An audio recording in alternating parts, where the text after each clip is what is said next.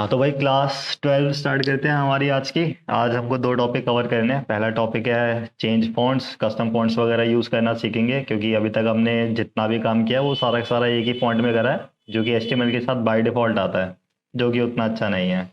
ठीक है। और दूसरा है हमारे पास आज का टॉपिक है टेक्स्ट टाइप। ठीक है, तो हमने जो एचटीएमएल का यूज़ करके हमने जो टेक्स्ट टाइपिंग सीखी थी, अलग अलग टैग्स का यूज़ करके, सेम चीज़ अब हम लोग करने वाले हैं, बट सीएसएस का यूज़ करके। क्यों? क्योंकि अगेन जैसे मैंने तुम लोगों को बताया था कि अब तो हमारे पास स्टाइलिंग के लिए एक बेटर टूल है। ठीक है, तो उस बेटर टूल का यूज़ करेंगे हम लोग, बजाय कि एचटीएमएल का यूज़ करने के स्टाइलिंग के लिए हम लोग क्या करेंगे, सीएसएस का यूज़ करेंगे। थोड़ा और डिटेल में सीखेंगे जब हम लोग उस टॉपिक के ऊपर आ जाते हैं। तब तक हम लोग स्टार्ट कर लेते हैं हमारा फर्स्ट टॉपिक आज का, जिसका नाम है चेंज फॉन्ट्स या फिर कस्टम फॉन्ट्स वगैरह। तो हम लोग फॉन्ट अपने टेक्स्ट का चेंज कर सकते हैं। सबसे पहले अगेन मेरे पास यहाँ पे एक इंडेक्स डॉट एचटीएमएल की फाइल है, यहाँ पे स्टाइल सीरीज फाइल है जो कि खाली पड़ी है, इंडेक्स की फाइल भी खाली पड़ी है, और यहाँ पर कुछ भी नहीं है, एकदम ब्लैंक कैनवस है हमारे पास। तो यहाँ पर आते हैं, बॉडी के अंदर एक पी टैग बना लेते हैं, और ठीक है, और यहाँ पे लॉरेंज्म और जेड से टेक्स्ट रैप कर लूंगा मैं, ताकि सारा दिख जाए। ये आ चुका है, और इसको लाइव सर्वर पे देख लेते हैं। कुछ इस तरीके से शो हो रहा है। ये फॉन्ट जो आता है हमारे पास HTML का, ये आता है बाय डिफॉल्ट। ठीक है, तो इसको थोड़ा सा बड़ा करके देख लें। यहाँ पे चलते हैं, कंट्रोल टैब का यूज़ करके मैं फाइल्स को स्विच कर सकता हूँ, मैंने बताया था।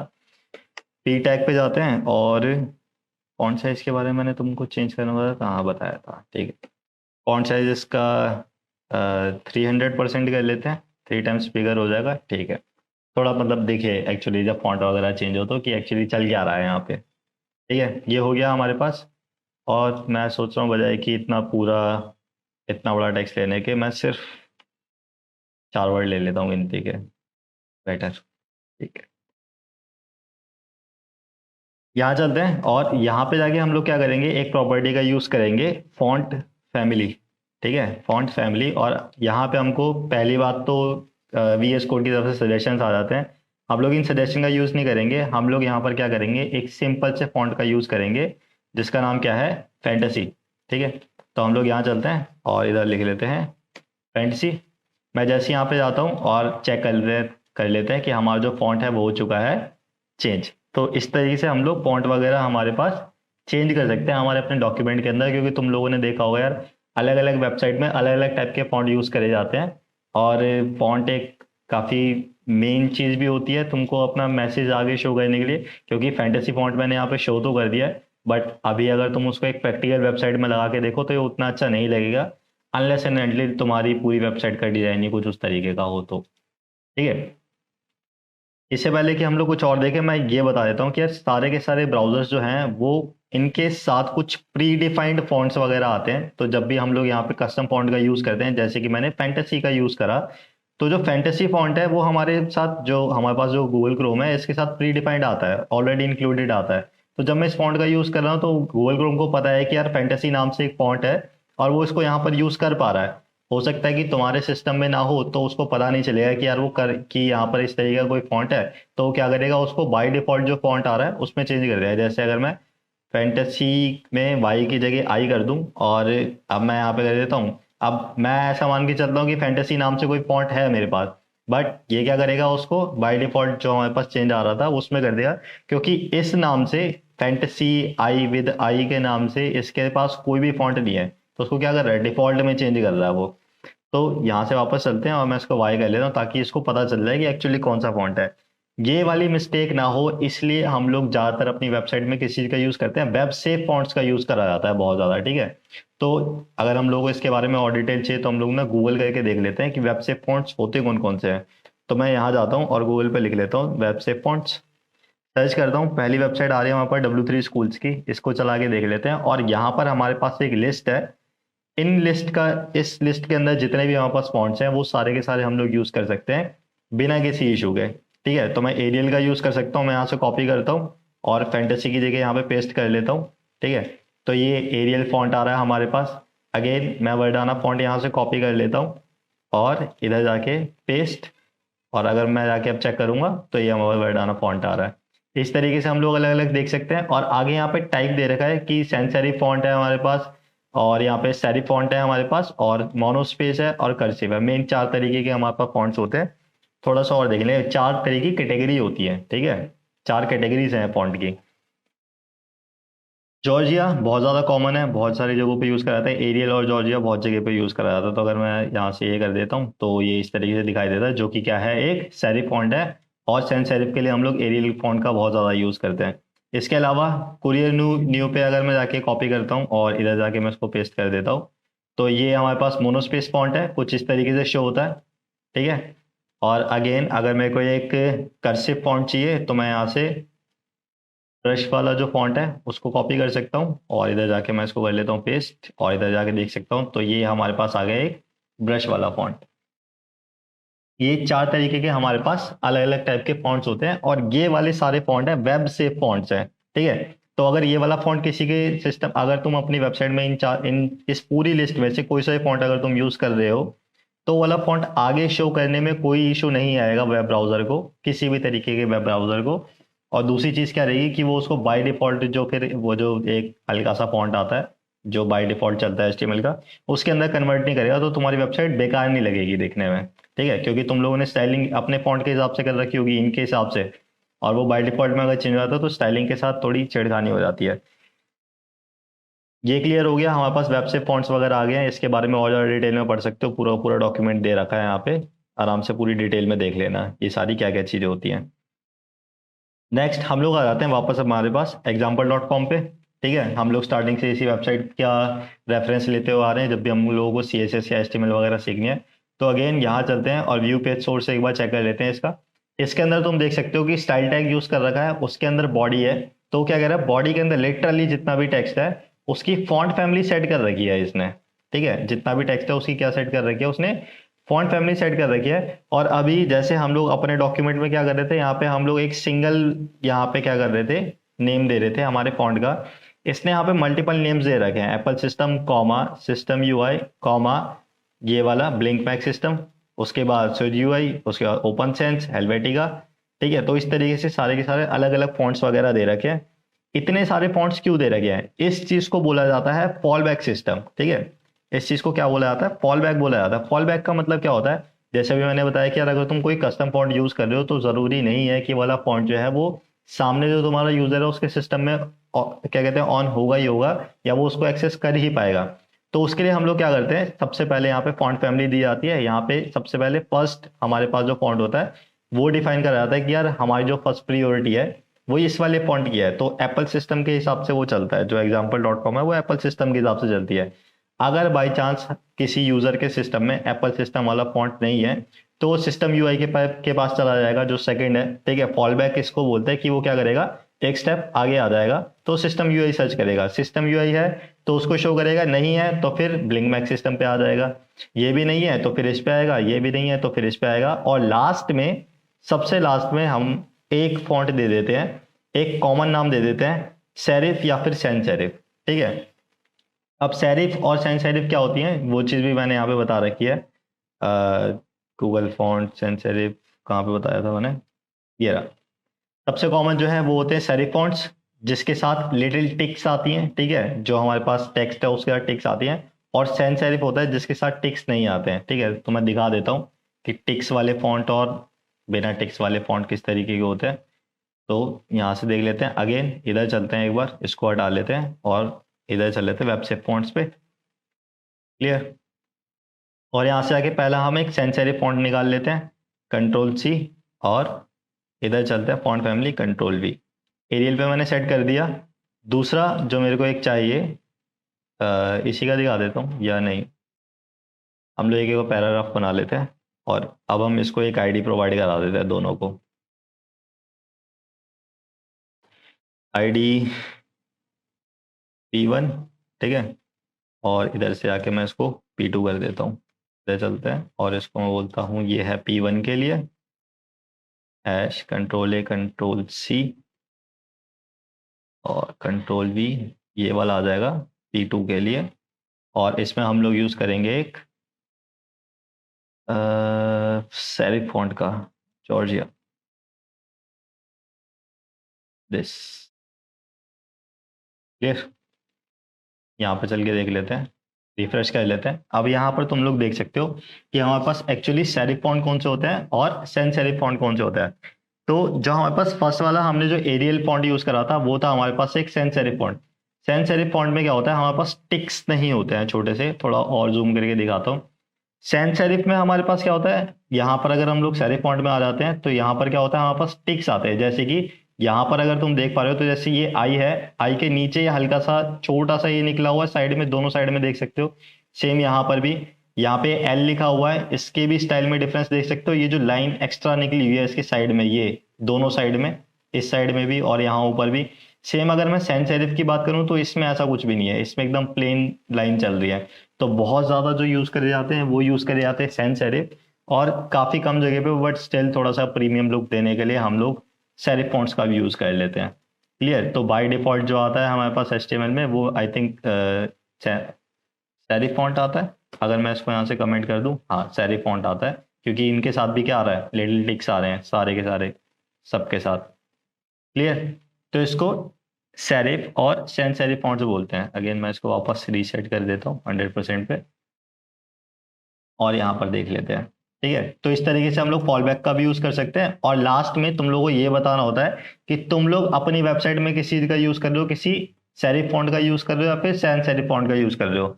अगर तुम लोग सैंस सेरिफ फॉन्ट का यूज कर रहे हो तो जितने भी फॉल बैक सिस्टम के हिसाब से तुम क्या करोगे, जो भी फॉन्ट चाहिए उसका नाम और फिर उसके आगे लेके जागे और लास्ट में तुम लोग यहाँ पे क्या लिख दोगे, सैंस सेरिफ।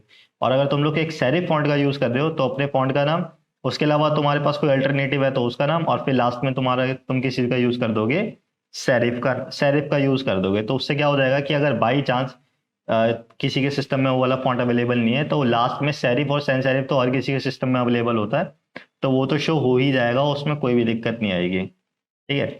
सेम चीज हम लोग यहाँ पर भी देख सकते हैं। अच्छा, जब भी तुम लोगों को फॉन्ट वगैरह यूज करना हो तो मिनिमम 3 फॉन्ट का यूज करना ही करना है फॉल बैक सिस्टम का यूज करते हुए। ठीक है। पहला जो तुमको चाहिए ही चाहिए 100%, जिसके हिसाब से तुमने वेबसाइट को स्टाइल कर रखा है। सेकंड फॉन्ट जो कि तुम उसका अल्टरनेटिव लेके चल सकते हो कि अगर अच्छा ये वाला नहीं मिल रहा तो ये वाला भी हो जाए तो भी कोई दिक्कत नहीं है। और लास्ट, अच्छा जो सेकंड वाला फॉन्ट है वो वेब से फॉन्ट होना चाहिए, हमेशा याद रखना। और तीसरा तुम्हारा सेरिफ या फिर सैंस सेरिफ होना चाहिए। 3 से ज़्यादा भी कर सकते हो, जैसे भी हमने example.com पे देखा था। और यहाँ पर हम लोग थोड़ा सा और डिटेल में देख लेते हैं कि यार अब हमको इनमें से कोई भी फॉन्ट अच्छा नहीं लग रहा है, जो भी हमारे पास वेब से फॉन्ट थे वो हमको अच्छा नहीं लग रहा और हमको चाहिए एक कस्टम फॉन्ट। ठीक है। वेबसाइट्स में काफ़ी अच्छा लगता है, एक फॉन्ट है पॉपिंस के नाम से और बहुत ज़्यादा यूज़ भी किया जाता है मेजर प्रोजेक्ट्स में। ज़्यादातर जितने प्रोजेक्ट्स होते हैं उन सब में पॉपिंस का यूज़ करते हैं। वो वाला फॉन्ट वेब से फॉन्ट नहीं है, उसके लिए तुमको क्या करना पड़ेगा, गूगल फॉन्ट सर्च करना पड़ेगा। फ्री टूल है, यहाँ से हमको आराम से मिल जाएगा और गूगल की वेबसाइट पे चल रहा है तो हटने का भी कोई मतलब नहीं है। गूगल फॉन्ट्स यहाँ से सर्च कर लेते हैं और फर्स्ट लिंक यहाँ से बोल लेते हैं, यहाँ से ये वाला गूगल डेवलपर्स खोला मैंने भाई, ये नहीं, ये वाला अबाउट गूगल फॉन्ट्स। ठीक है। और यहाँ से हम लोग आ जाते हैं फॉन्ट्स के ऊपर, इसको हटा देता हूँ। यहाँ से फॉन्ट्स पे आ जाते हैं हम लोग, फॉन्ट्स वाले सेक्शन पे आ गए। तो fonts.google.com इस वाली वेबसाइट पे जाओगे, यहाँ पर तुमको दुनिया भर के फॉन्ट्स मिल जाएंगे। इधर देख सकते हो सारे के सारे यहाँ पर दिखा भी रहा है कि कौन सा फॉन्ट किस तरीके का दिखाई देता है। अच्छा, इसमें इतना ज़्यादा तुम लोगों को खिचड़ी बनाने की जरूरत नहीं, क्योंकि लिटरली यहाँ पर इतने सारे फॉन्ट्स हैं जिसमें तुम लोग खो जाओगे। यहाँ पे ये लिस्ट देख रहे हो साइड में कितनी बड़ी चल रही है ये। तो इस लिस्ट से बचने से अच्छा है कि यहाँ पे जैसे मेरे को पॉपिंस फॉन्ट चाहिए तो मैं यहाँ पे पॉपिंस लिखूंगा तो यहाँ पे पॉपिंस फॉन्ट आ जाएगा। या फिर अगर मेरे को कोई और फॉन्ट चाहिए और मैं चाहता हूँ कि यार कुछ नया ट्राई करना, तो मैं पहली बात तो यहाँ से कैटेगरी डिस्प्ले कर सकता हूँ कि यार मेरे को सेरिफ चाहिए, सैंस सेरिफ चाहिए, डिस्प्ले में चाहिए, हैंड राइटिंग में चाहिए या फिर मोनो स्पेस में चाहिए। तो मैं कोई सा भी कर सकता हूँ। जैसे कि मेरे को हैंड रिटन चाहिए कोई भी फॉन्ट वगैरह, तो मैं ये सारे के सारे अनटिक कर दूंगा। डिस्प्ले क्यों नहीं होता, ठीक है। और अब मेरे पास जितने फॉन्ट्स आएंगे वो सारे के सारे हैंड रिटन में आएंगे। ठीक है। मैंने इसका बहुत ज़्यादा यूज़ करा है, बहुत अच्छा लगता है दिखने में। ठीक है, और काफ़ी अच्छा है। ठीक है। इसके अलावा एक ये वाला भी काफ़ी बढ़िया लगता है मेरे को फॉन्ट, जब भी हैंड रिटन यूज़ करना हो तो। ठीक है। और सेम चीज़ यहाँ से मैं लैंग्वेज वगैरह सेलेक्ट कर सकता हूँ कि मेरे को एक स्पेसिफिक लैंग्वेज में, जैसे हम लोग इंडिया के लिए, इंडिया के अंदर कोई वेबसाइट वगैरह बना रहे हैं, हमको हिंदी में कोई वेबसाइट बनानी है, तो यहाँ से हिंदी का फॉन्ट भी चूज़ कर सकते हैं। और फॉन्ट की प्रॉपर्टीज़ वगैरह भी लगा सकते हैं कि यार मेरे को कोई स्टाइल चाहिए, कोई थिकनेस चाहिए, कोई स्लैंट चाहिए, कोई विड्थ चाहिए, इस तरीके से अलग अलग। तो अगेन जैसे कि मेरे को पता है कि यार मेरे को पॉपिंस ही यूज़ करना है, तो मैं यहाँ पे पॉपिंस लिखूंगा और यहाँ पे हैंड रिटन में नहीं आएगा वो, मेरे को सेरिफ सैंस सेरिफ सारे के सारे ऑन करने पड़ेंगे यहाँ पे। क्लियर। तो यहाँ चलता हूँ मैं और पॉपिंस को यहाँ से मैं सिलेक्ट कर लेता हूँ। मैंने जैसे ही इसके ऊपर क्लिक करा, यहाँ पे देख सकते हो कि पॉपिंस हिंदी में कुछ इस तरीके का दिखाई देता है और इंग्लिश में कुछ इस तरीके से दिखाई देता है। दोनों को यहाँ पे देख सकते हो, थोड़े से बड़े टेक्स्ट में भी देख सकते हो, रेगुलर 400 में यानी कि 48 पिक्सल में किस तरीके का दिखाई देता है और 28 पिक्सल में किस तरीके का दिखाई देता है। सेम ये 16 पिक्सल में दिखा रखा है, यहाँ पे लिखा हुआ है, और यहाँ पर 36 पिक्सल का दिखा रखा है, और यहाँ पे अलग अलग चीज़ें तुम देख सकते हो। तो यहाँ पर मेरे पास रिमूव का ऑप्शन आ रहा है, क्योंकि यार मैं पॉपिंस का यूज़ बहुत ज़्यादा करता हूँ, तो मैंने इसको ऑलरेडी ऐड कर रखा है।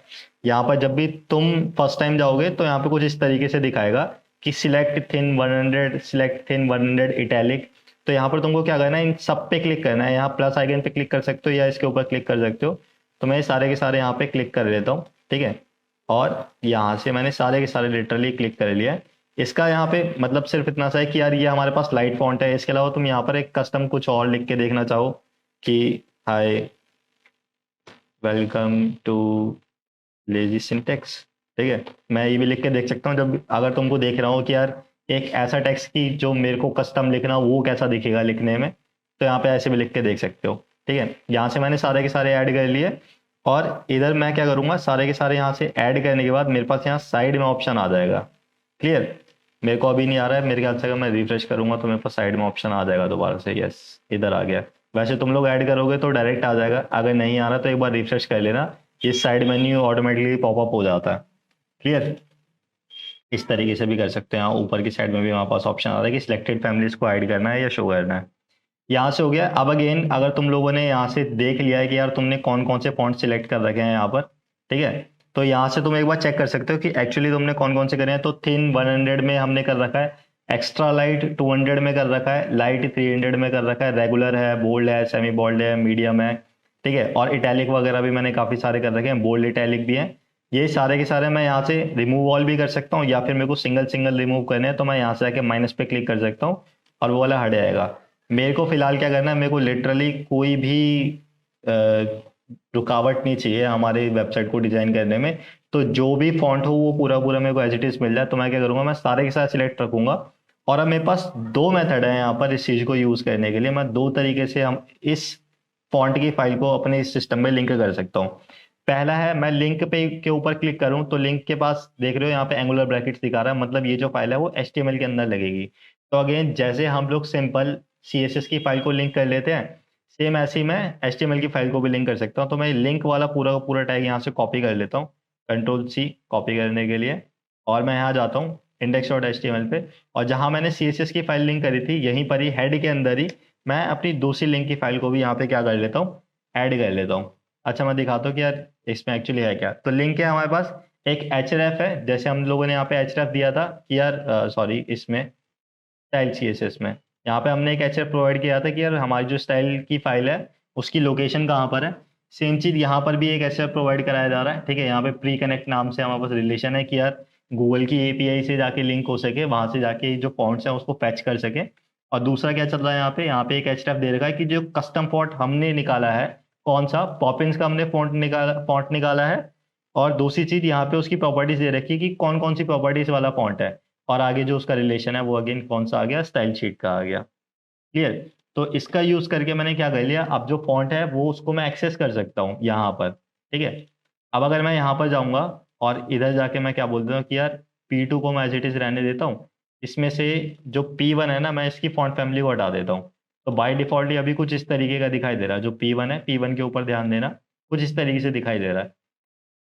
सेकेंड ऑप्शन यहाँ पर क्या दे रखा है नीचे कि यार CSS rules to specify family, तो तुम फॉन्ट फैमिली यूज कर सकते हो, पॉपिंस और सैंस सेरिफ। यहाँ पे इसने दो फॉन्ट्स का यूज कर रखा है। मैं Ctrl+C करके इसको कॉपी करूंगा और इधर ले आके मैं क्या कर दूंगा, इसको पेस्ट, ठीक है। तो यहाँ पे इसने क्या करा, फॉन्ट फैमिली के नाम से एक प्रॉपर्टी दी है, क्या है, पॉपिंस नाम है उसका। और अगर पॉपिंस ना मिले तो उसने फॉल बैक के लिए किसका यूज करा है, सैंस सेरिफ फॉन्ट का यूज करा है। मैं यहाँ जाता हूँ और इधर जाके मैं देखता हूँ तो ये मेरे पास एक फॉन्ट आ चुका है जिसका नाम है पॉपिंस, ठीक है। मैं इस तरीके से किसी भी, लिटरली किसी भी कस्टम फॉन्ट को मैं यहाँ पर यूज कर सकता हूँ। सेम चीज मैं यहाँ पे किसी और फॉन्ट के साथ करके दिखा देता हूँ तुम लोगों को कि एक और मेथड है फॉन्ट्स वगैरह यूज करने का, किस तरीके से कर सकते हैं। तो मैं यहाँ से पॉपिंस को हटा देता हूँ और इधर हम लोग वापस चलते हैं और इन सबको हटा देते हैं, और एक फॉन्ट हम लोग ले लेते हैं हैंड रिटन वाला, और यहाँ से हम पैसिफिको पे चल लेते हैं और इधर जाके मैं क्या करता हूँ, मैं सारी की सारी जितनी प्रॉपर्टीज हैं इसमें एक ही प्रॉपर्टी दिखा रहा है बस, रेगुलर 400। तो मैं इसको ऐड कर लेता हूँ, यहाँ जाता हूँ और इधर जाके मैं बोलूँगा कि यार मेरे को ना पॉपिंस वाला नहीं चाहिए, तो मैं पॉपिंस को रिमूव ऑल कर दूंगा, मेरे को सिर्फ एक ही फॉन्ट चाहिए, ये वाला। ठीक है। अब मैं क्या जाऊंगा, हमने फर्स्ट टाइम क्या करा था, लिंक पे हमने क्लिक करा था, तो लिंक की वजह से क्या हो रहा था, हम लोग HTML के अंदर उसको इंक्लूड कर पा रहे थे। मैं इंपोर्ट पे भी जा सकता हूँ और इंपोर्ट के अंदर देख सकते हो कि एक स्टाइल टैग लगा हुआ है यहाँ पे। मैं स्टाइल टैग को यहाँ से कॉपी कर सकता हूँ पूरा का पूरा एज इट इज। मैंने यहाँ से इसको कॉपी करा, index.html पे चलते हैं और जहाँ पे हमारे पास ये वाली फाइल थी, इसके अंदर मैं हेड में ही स्टाइल टैग का यूज करूंगा। अगेन तुम लोगों को अगर याद हो तो स्टाइल टैग का यूज करा जाता है CSS का यूज करने के लिए। तो मैंने ये कर दिया, स्टाइल टैग आ गया और उसके अंदर इंपोर्ट प्रॉपर्टी का यूज करके एक URL है, और उस URL में हमारे पास क्या है, जो हमारे पास अभी अभी जो हमने एक फॉन्ट सिलेक्ट करा है पैसिफिको के नाम से, वो वाला फॉन्ट है इसके अंदर। अब मैं यहाँ से जा सकता हूँ और इसको मैं बोल सकता हूँ, यहाँ पे अगेन मेरे को दिखा रखा है कि मेरे को सेम यही वाला जो फॉन्ट है अगर वो यूज करना है तो कौन सी प्रॉपर्टीज यूज करनी पड़ेगी, मेरे को ये वाली फॉन्ट फैमिली चाहिए। कंट्रोल C से मैं इसको कॉपी कर लेता हूँ और जो सेकंड वाला पैराग्राफ था वहां पे जाके मैं इसको पेस्ट कर देता हूँ। तो यहाँ पर आ गया फॉन्ट फैमिली पेसिफिको और कर्सिव में। आउटपुट चेक कर लेते हैं इसका, तो इस तरीके से इसका आउटपुट भी चेक हो रहा है। ये वाला फॉन्ट भी मेरे को बहुत सही लगता है दिखने में, पर्सनली बहुत ज़्यादा यूज़ करता हूँ। एक डाउन साइड इसकी ये है कि यार इसके अंदर जो बाय डिफॉल्ट आता है, क्या कहते हैं, स्टाइलिंग आती है, वो 400 में ही आती है, इनकी हल्का सा बोल्ड ही दिखता है। बाकी तुम इसको कस्टम चेंज करके इसकी बोल्डनेस वगैरह बढ़ा सकते हो, कोई दिक्कत नहीं है उसमें। ठीक है, ये चीज़ हो गई। सेम चीज़ यार, अच्छा हाँ, मेरे को जो एक चीज़ बतानी थी कि अगर मेरे को अपनी HTML फाइल के ऊपर इतना ज़्यादा लोड नहीं डालना है, मेरे को इतनी सारी फाइल्स नहीं चाहिए, तो मैं क्या कर सकता हूँ, मैं स्टाइल वाली फाइल के अंदर ये जो कोड लिखा हुआ ना, इस पूरे को यहाँ से Ctrl+X से मैं करूँगा इसको कट। हमारी CSS फाइल में चलते हैं और सबसे पहले नंबर पे जाते हैं, होम पे। ठीक है, जो हमारी फर्स्ट लाइन थी, और यहाँ पे जाके मैं इसको एज इट इज पेस्ट कर सकता हूँ। और यहाँ से अब मैं चाहूँ तो ये वाला जो स्टाइल टैग था मेरा, इसको हटा सकता हूँ, क्योंकि अल्टीमेटली क्या है यार, स्टाइल CSS जो स्टाइल टैग है वो क्या है, CSS ही तो है। तो मैंने उसको क्या कर दिया, अलग से मैंने एक CSS की फाइल सेपरेट बना रखी है, तो मैंने उसी के अंदर उसको पेस्ट कर दिया। मैं स्टिल अगर इसको यहाँ पे जाके चेक करूँ तो मेरा फॉन्ट जो है वो परफेक्टली काम कर रहा है। रिफ्रेश करके भी देख सकते हो, कोई इशू नहीं आएगा इसमें। सेम चीज़ मैं अपने क्या कहते हैं पॉपिंग फॉन्ट के साथ भी कर सकता हूँ, बजाय कि लिंक के इतनी सारी फाइल्स यहाँ पे लगाने के, मैं डायरेक्ट इंपोर्ट के साथ सिर्फ एक सिंगल फाइल का यूज़ कर सकता हूँ। और इस तरीके से हम लोग कस्टम फॉन्ट्स का यूज़ कर सकते हैं हमारी वेबसाइट में, उसको थोड़ा सा और बेटर दिखाने के लिए। क्लियर, सेम चीज़ मैंने यहाँ पे नोट्स के अंदर तुमको पूरी डिटेल में बता रखी है। अलग अलग फॉन्ट्स यूज़ करके देखो वेबसाइट को, वेबसाइट पे किस तरीके के फॉन्ट कहाँ पर अच्छे लगते हैं। एक पूरी साइकोलॉजी चलती है, जैसे कलर्स की पूरी साइकोलॉजी चलती है कि यार किस तरीके का तुम्हारा स्टार्टअप है या तुम किस तरीके के स्टार्टअप के साथ काम कर रहे हो, तो उसको एक किस तरीके का कलर उसका होना चाहिए। ठीक है, सेम चीज फॉन्ट्स के साथ भी चलती है कि यार किस तरीके का स्टार्टअप है, तुम्हारा मैसेज क्या है, तो उसके साथ किस तरीके का फॉन्ट यूज होना चाहिए। बहुत ज्यादा इम्पैक्ट पड़ता है ऑडियंस के ऊपर इस सारी चीज से। एज अ वेब डिजाइनर तुम लोगों को इस चीज के बारे में पता होना चाहिए, जितना ज्यादा रिसर्च करोगे उतना ज्यादा बेटर रहेगा। हाँ रुपेश, बोलो क्या कह रहे थे। जैसे कि कोई फॉन्ट है जो गूगल पे नहीं है, गूगल मीट वाले साइट पे नहीं है, हाँ मेरे को वो फॉन्ट किसी दूसरी दूसरी साइट में मिलती है, जैसे डा फॉन्ट करके एक साइट है, वहाँ पे हाँ मेरे को एक फॉन्ट मिल रहा है, तो मेरे हाँ, को वो इस्तेमाल करना है, तो वो इस्तेमाल हो सकता है। वो वाला भी हम लोग यूज कर सकते वही हैं मैं बता सेम। रहा था। हाँ, वो भी हम लोग यूज कर सकते हैं सेम, जैसे हम लोगों ने हमारे कोड में जो हमारे पास स्टाइल CSS वाली जो हमारी फाइल थी अलग से कस्टम डाउनलोड करके, एक तरीके से वही है ये। कस्टम फाइल है हमारे पास, एक फिजिकल फाइल हमारे सिस्टम में पड़ी हुई है, हम लोग उसका यूज कर रहे हैं। सेम इसी तरीके से तुम लोग इसको भी लिंक कर सकते हो, जैसे हम लोगों ने यहाँ पे लिंक टैग का यूज कर रखा है। सेम चीज़ है, कोई डिफरेंस नहीं है। लिंक टैग लगाना, HRF लगाना, HRF में सेम तुम्हारे जो फॉन्ट का नाम, फॉन्ट की फाइल है वो वाली फाइल आ जाएगी, रिलेशन स्टाइल शीट आ जाएगा, काम खत्म। कस्टम फॉन्ट का भी यूज़ कर सकते हो अगर गूगल फॉन्ट की वेबसाइट से तुम लोगों को कोई फॉन्ट पसंद नहीं आ रहा है तो। बट उसकी एक डाउन साइड ये है कि किसी और वेबसाइट से अगर तुम लोग फॉन्ट वगैरह यूज़ करते हो, तो हो सकता है कि वो वाला फॉन्ट जो हो वो फ्री ना हो, वो पेड फॉन्ट हो, और उस वेबसाइट ने पायरेटेड फॉन्ट, क्या कहते हैं, फॉन्ट डाल रखा हो, मैं फॉन्ट बोल रहा था, फॉन्ट डाल रखा हो। ठीक है, तो ये चीज़ हो सकती है, और उसकी वजह से अगर बाई चांस आगे जाके जो फॉन्ट का ऑनर है वो कॉपीराइट इशू डालता, स्ट्राइक डालता है तुम्हारी वेबसाइट के ऊपर, तो उससे इश्यूज आ सकते हैं। तो मैं प्रेफर यही करूंगा कि यार गूगल फॉन्ट्स की वेबसाइट पे, और लिटरली इतने सारे फॉन्ट हैं, कोई कमी नहीं आएगी तुम लोगों को वहाँ पे फॉन्ट की। वहाँ से फॉन्ट उठाओ, वेबसाइट पे उसका यूज़ करो। और कोई डाउट यार किसी का? इतने तक आज का हमारा फर्स्ट टॉपिक कवर हो गया, एक लास्ट टॉपिक छोटा सा और बचा है बस, तो देखना है।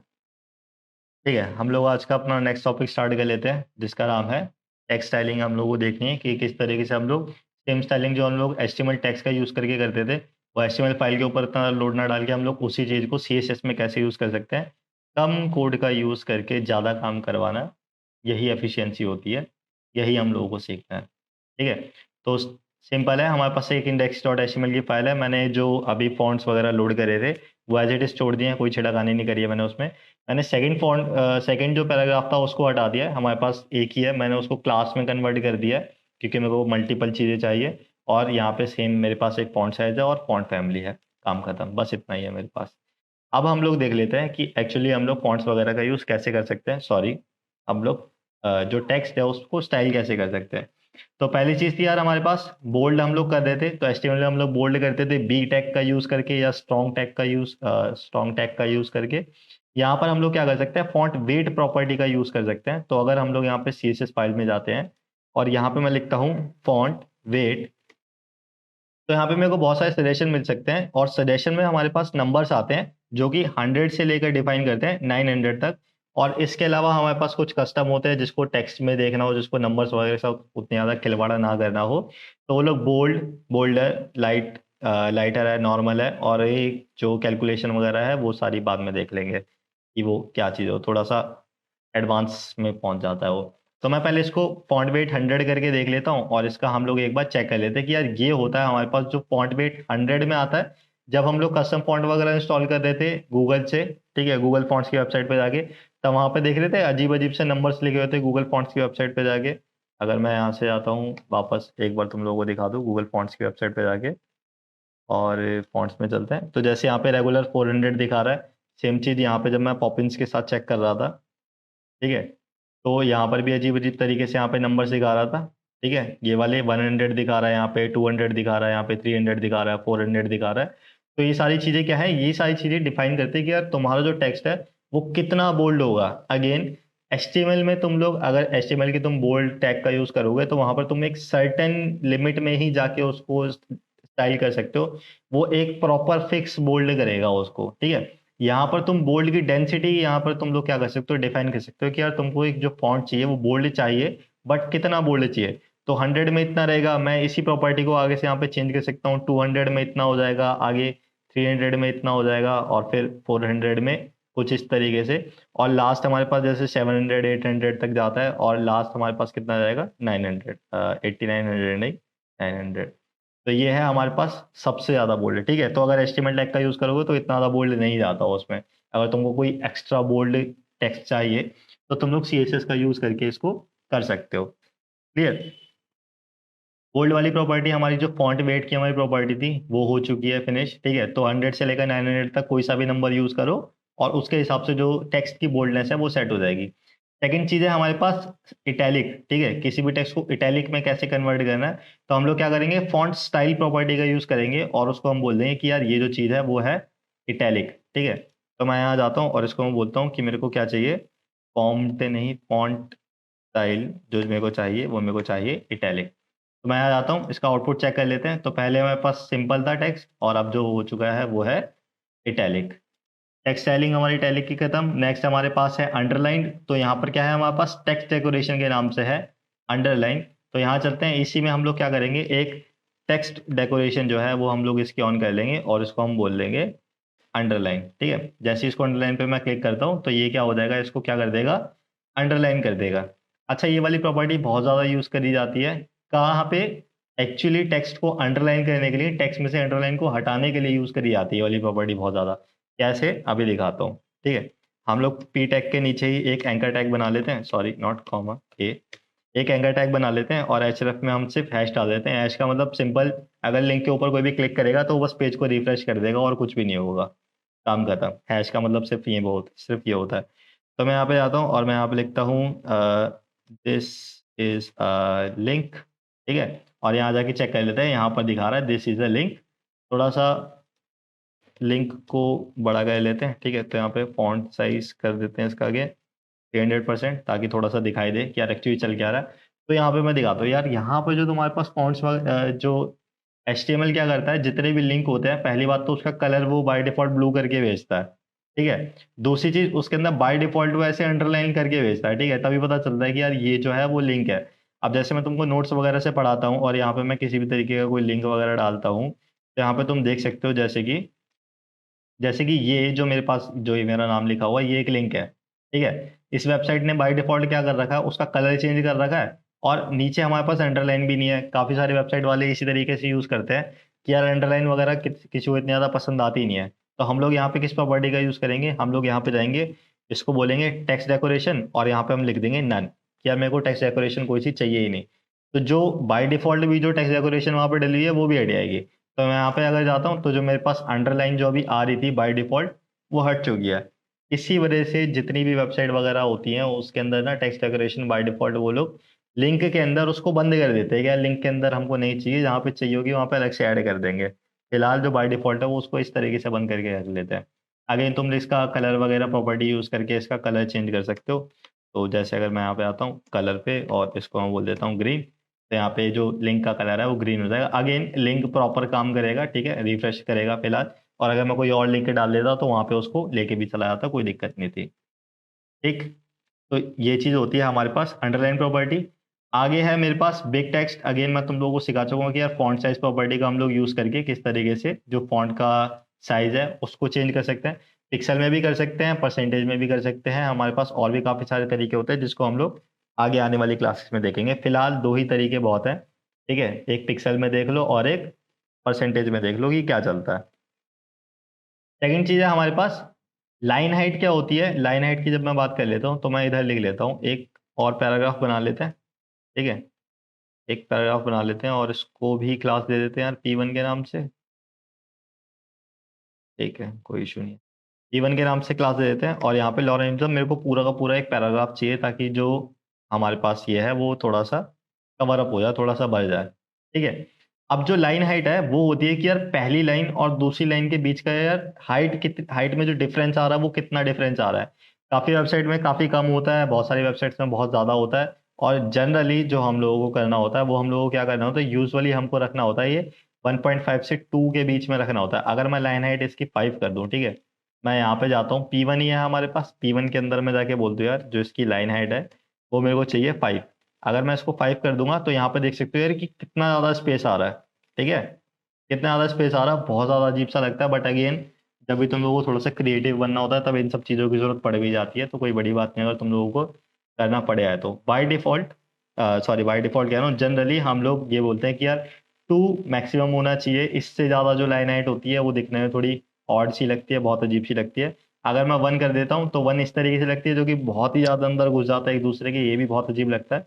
तो हम लोग इसको 1.5 कर देते हैं, जो कि अच्छा लगता है देखने में, ठीक है, जो कि ज्यादातर वेबसाइट पे यूज करा जाता है, कुछ 1.5 के हिसाब से यूज करा जाता है। तो 1.5 से 2 के बीच की वैल्यू को अगर रखोगे तो अच्छा लगेगा टेक्स्ट देखने में, ठीक है। तो हम लोग लाइन हाइट इस तरीके से डिफाइन कर लेते हैं।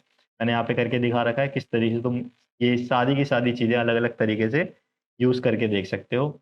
और यही है टेक्स्ट की हमारी कुछ एक स्टाइलिंग वगैरह। इसके अलावा और भी बहुत सारी हैं, अगर तुम गूगल करके देखोगे टेक्स्ट स्टाइलिंग इन CSS। HTML मत करना वरना अलग से दोबारा से वही तुमको HTML के टैग्स वगैरह दिखाने चालू कर देगा। टेक्स्ट स्टाइलिंग इन CSS सर्च करना और उसमें तुमको सारी की सारी प्रॉपर्टीज निकल के आ जाएंगी।